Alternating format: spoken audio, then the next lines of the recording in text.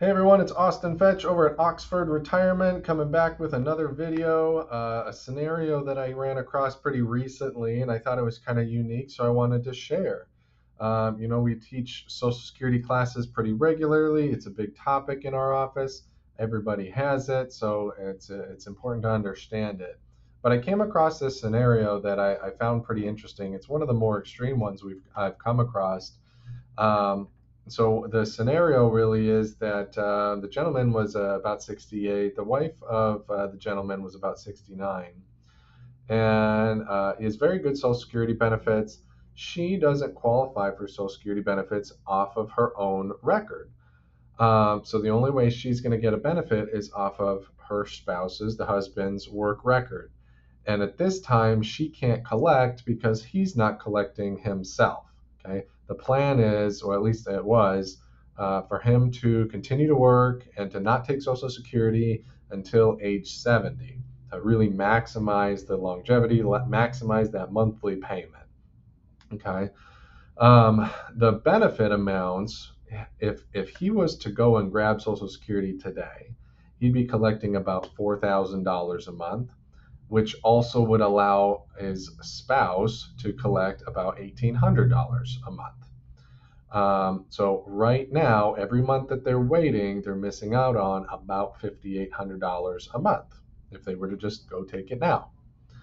So what we talked about was, hey, over the next 21 months, if you were to just turn it on now and collect your $5,800 a month, you will have collected about $120,000 prior to reaching 70. So if you're waiting till 70, that's what you're giving up for this additional amount on a monthly basis.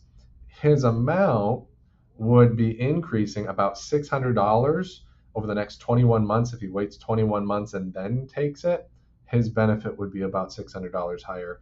Her benefit doesn't go up at all, though, because the most a spouse can get off of the other spouse's record would be half of that person's full retirement age amount. Since she's past full retirement age, she's already at the maximum, $1,800. That's the highest spousal benefit you're going to get. So all they're doing is they're giving up this $5,800 a month to hopefully get $600 a month more in retirement.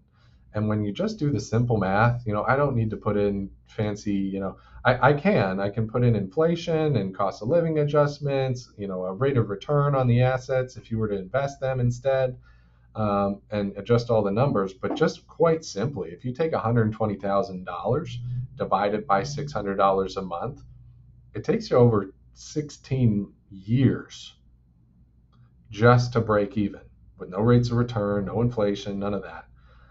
Which means if that's the case, he's going to start it at 70. He's not going to break even or come out ahead at all until he's 60 or until he's 86, actually 87 by the time you really get to enjoy those extra dollars.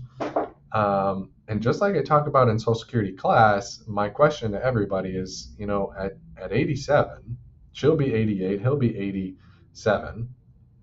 What are you doing that you're going to be able to spend and enjoy those dollars? The extra dollars are great, don't get me wrong. Financially, the bigger number is always better, right?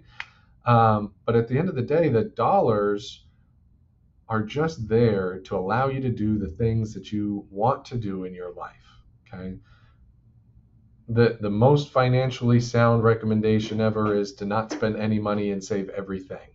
But in reality, you got to eat, you got to live. Things happen in the meantime, right? So it's not like scrounging and saving everything is always going to be the best choice. At the end of the day, you worked for these dollars. I really want you to enjoy these dollars. And if they don't make it to 87 or 88, they're going to actually end up taking less by waiting. Think about that. You don't even break even until that point. So if they die at 80, if they die at 85, they never got to enjoy extra dollars at all. They got a higher monthly payment for a shorter amount of time and collected less dollars overall. Everybody's situation is different. There's definitely no one size fits all. This is a very unique situation. But it's always important to plan around, because Social Security is a big part of the retirement and you want to do it right. You got to apply some common sense to it. So if you know anybody, or if you want your Social Security analysis, we can do that here in our office. Just give us a call, get on the schedule. But I figured I'd share because it was kind of an interesting one. Okay. That's all for now. We'll see you next time.